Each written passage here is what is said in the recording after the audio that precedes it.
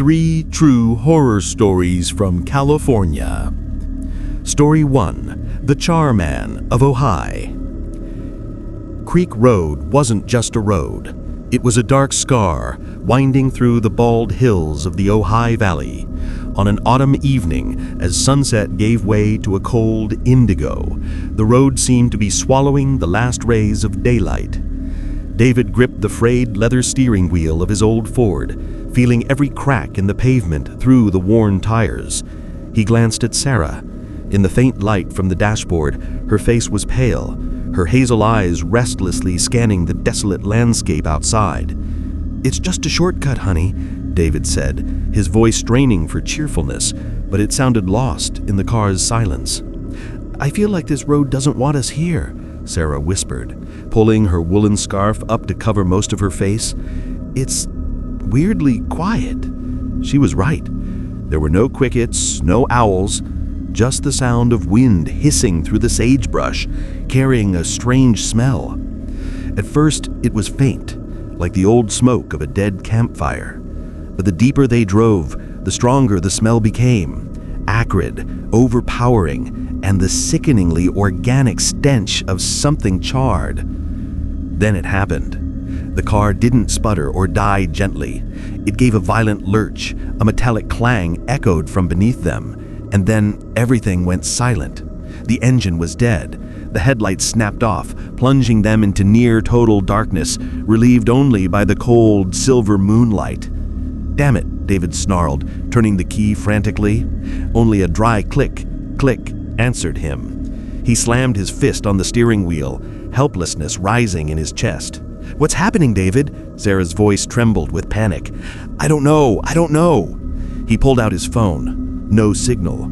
Of course, they were completely isolated, a small island of metal and glass in a hostile sea of darkness. Fear began to creep in, cold and tangible. David could hear his own heart pounding and Sarah's ragged breathing beside him.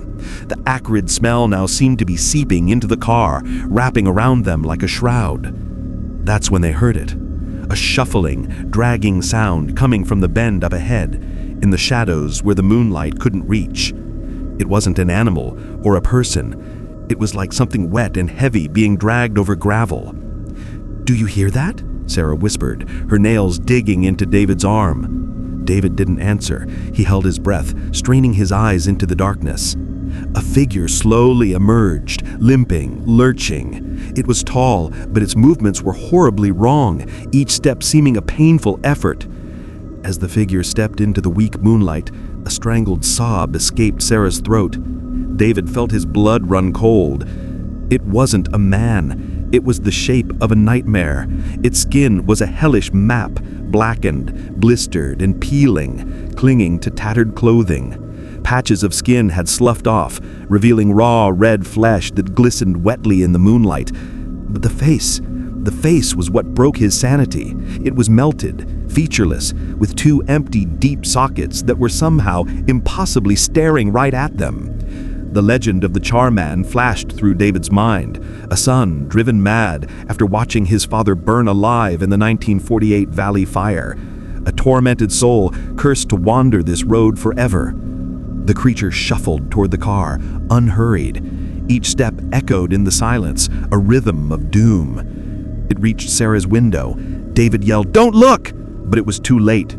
Sarah was staring, her face a mask of pure terror. The creature pressed itself against the glass. Its ruined face was inches from hers. She could see details the moonlight hadn't hidden, a dark fluid weeping from one eye socket, and the skin puckering around a hole that used to be a mouth. It raised a hand, charred fingers scraping against the glass, making a high-pitched, screeching sound. Sarah screamed, a primal shriek of pure fear, and buried her face in David's shoulder, her body shaking uncontrollably. David shut his eyes tight, but the image was burned into his retinas. He could hear the creature's wet, rattling breath just outside. And then, under the gurgling, came another sound, a pained, wheezing noise, trying to form a word. "Help!" That weak, broken plea was more terrifying than any growl. It cut through David's fear, touching something deeper and more ancient. Panic exploded. David stopped thinking. He just reacted. He twisted the key one more time, foot slamming the gas pedal. A roar, the engine caught, the headlights blazed to life, illuminating the creature in one blinding second of full horror. Without hesitating, David floored it. The tires screamed on the asphalt as the car shot forward. He didn't dare look in the rearview mirror. He just drove, flying through the dark turns, leaving the haunted road and the smell of death behind. They didn't say a word until they saw the lights of town. When they pulled into the first gas station, under the safe neon glow, David finally dared to look at Sarah. She was still sobbing, trembling. He got out of the car, and his eyes fell on the passenger side door. 5 deep scratches dragged down the paint, and clinging to them was a black, greasy smear that smelled of burnt flesh. They never spoke about what happened that night, but sometimes, on the quietest nights, when the wind blows through the window, David still smells burning flesh, and he wonders if that plea for help was meant for them, or if it was a curse they now had to carry forever. Story 2: The Dark Watchers. Liam was a man of silence and wide-open spaces. In his 40s, rugged, with sun-weathered skin and a salt-and-pepper beard, he found peace not in the noise of the city, but in the howl of wind through the ridges and the click of a camera shutter. He was a landscape photographer, a chaser of light, and the Santa Lucia range was his sanctuary. He had heard of the Dark Watchers, of course. Every local knew the stories. Giant, lanky silhouettes in dark cloaks appearing on the peaks at twilight, silently observing travelers before vanishing when looked at directly. He dismissed it as a poetic mix of fog, light, and overactive imaginations. A good folktale to tell around a campfire, nothing more. That afternoon, he decided to go alone. He wanted to capture the golden hour as the sun kissed the Pacific. He hiked up a remote ridge, a little-known trail, his pack heavy with cameras, lenses, and a tripod. The crisp, cool mountain air filled his lungs, carrying the scent of sage and damp earth. He was completely alone, and he loved the feeling. He found the perfect spot, a rocky outcrop with a panoramic view. Below, white-capped waves crashed against the rocky shore. Above, the sky was a changing oil painting. The sun, a fiery orb, began its descent into the Pacific, painting the horizon in brilliant shades of orange, pink, and violet. Liam worked with professional focus, adjusting his aperture and shutter speed, capturing the moment's fleeting beauty. As the last light of day began to fade, giving way to a deep indigo, Liam felt it. At first it was just a prickling sensation on the back of his neck, as ancient as the rocks around him. He stopped, lowering his camera. The mountain's silence suddenly felt heavy. He turned, scanning the surrounding peaks, searching for the source of his unease. Probably a deer or a bobcat, he told himself. But the feeling wasn't like being watched by an animal. It was different.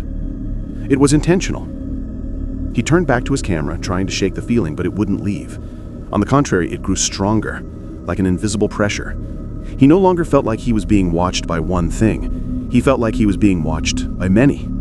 A feeling of being surrounded, judged by unseen eyes from every direction. His heart began to beat faster, a rogue drumbeat in the mountain's stillness. He slowly raised his head, his heart tightening. He looked toward the highest opposing peak, where the razor-sharp ridgeline cut across the darkening purple sky. And then he saw them. They weren't people. They were silhouettes, voids in the fading light, outlined by the twilight purple. 3 figures. They were unnaturally tall, perhaps 10 feet, thin and elongated. They wore what looked like dark cloaks and broad-brimmed hats, obscuring any possible features. Each figure held a long staff. They stood motionless, utterly silent, sentinels of the dusk. Liam's breath caught in his chest. His photographer's brain, always analyzing light and composition, was now screaming a single command: don't move. Primal fear, the fear of prey cornered by silent predators, flooded him. He remembered the legend, don't look at them directly. He was looking, but from the corner of his eye, not daring to fully focus. They didn't seem threatening, but rather held a cold, impassive authority. They were simply there, observing. Liam felt small, exposed, and an intruder. He didn't belong here. He had walked into an ancient space, and its guardians had made themselves known. Time seemed to stop. The sun was completely gone, and darkness was quickly swallowing the valley. He knew he had to leave. With slow, stiff movements, he began to pack his gear. His hands trembled as he unclipped his camera from the tripod. He dared not turn his back. He could feel their gaze penetrating the thickening darkness, a physical weight on his shoulders. When everything was in his pack, he began to back away, one step at a time, down the slope. His eyes remained fixed on the peak where the figures stood guard. He backed away, 10 steps, 20. They were still there, unmoving. When he reached what he felt was a safe distance, he turned and ran. He scrambled, stumbling on loose rocks, not daring to look back, with only the sound of his own pounding heart and ragged breath for company.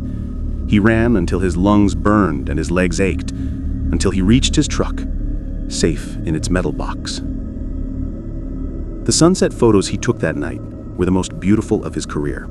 The light was perfect, the colors surreal, but he could never look at them without feeling the weight of those silent eyes, without remembering the feeling of being a small, transient creature, observed by something far older and more permanent. He had come to capture the mountain's beauty, but instead, the mountain had captured an indelible mark on his soul. Story 3. The Curse of the Rispin Mansion. Rain. It wasn't the gentle California drizzle. It was an angry squall, lashing cold streams of water against the windshield of Jake's old Honda. Each swipe of the wipers was a futile fight against the night. Ahead of them, the Rispin Mansion emerged like a rotten skeleton, stark against the hill, its shattered windows like empty sockets, staring down at the town of Capitola. Are we really going in there? Chloe's voice trembled, thin as glass. She was huddled in the back seat, her small face pale in the flickering glow of the headlights. That's the whole point of the trip, Jake smirked, but the smile didn't reach his eyes.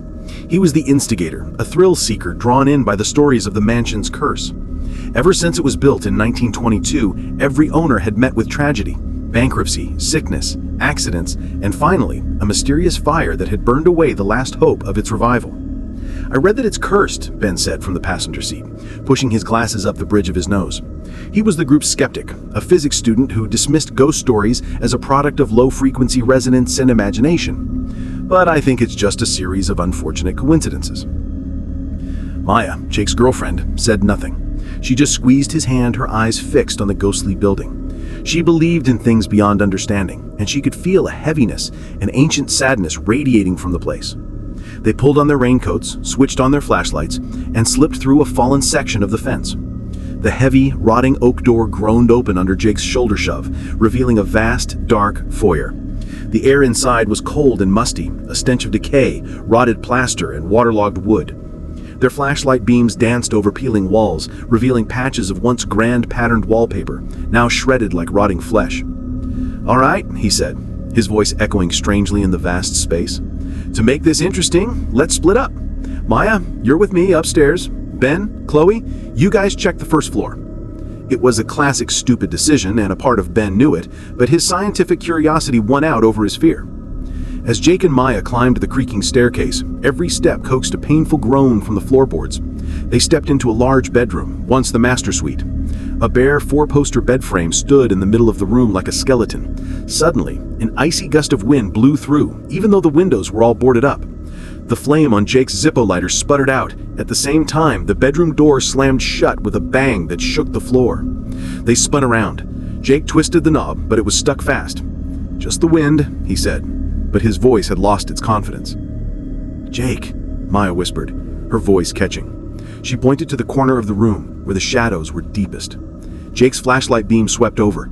For a split second, they saw it, a shadow forming, a tall, hazy figure with no features except a feeling of cold hatred. A dry whisper, like rustling dead leaves, echoed from the empty space. "Get out." Downstairs, Chloe and Ben heard a strange noise from the kitchen. They tiptoed in, flashlights landing on an old wooden table. On its surface, a rusty kitchen knife began to vibrate. It was a slight tremor at first, but then it slowly lifted, hovering 3 inches in the air. "Impossible," Ben breathed, his brain trying to find a rational explanation, magnetic fields, static electricity, but there was none. The knife suddenly dropped to the floor with a deafening clatter. Chloe screamed, a sound choked off by terror. They turned and ran. They met Jake and Maya at the foot of the stairs, both white as sheets. "We have to get out of here right now," Maya sobbed and clinging to Jake. They rushed the front door, but it wouldn't budge. It seemed welded to the frame. They pushed, they pulled, but it was useless. They were trapped. A child's giggle suddenly echoed through the hall. The sound wasn't joyful, it was cold and malicious. It was followed by heavy, dragging footsteps from the floor above getting closer. The whole building seemed to be coming alive, the walls closing in around them, and it didn't want them to leave.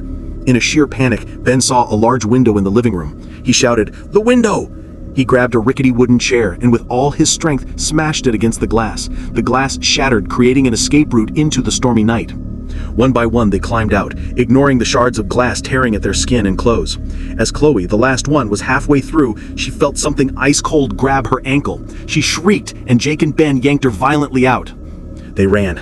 They ran through the pouring rain, slipping and falling in the mud, not daring to look back at the cursed mansion. They didn't need to look. They could feel it. Feel the eyes from the empty windows, feel the curse watching them. A reminder that they had entered a place that didn't belong to the living, and they were lucky to have escaped. But a piece of that horror would cling to them forever. This is a non-profit project. If you love creepy stories, please subscribe to the G Horror Narration channel to support us and give our team the motivation to collect more fascinating, true stories from all over the United States. Thank you.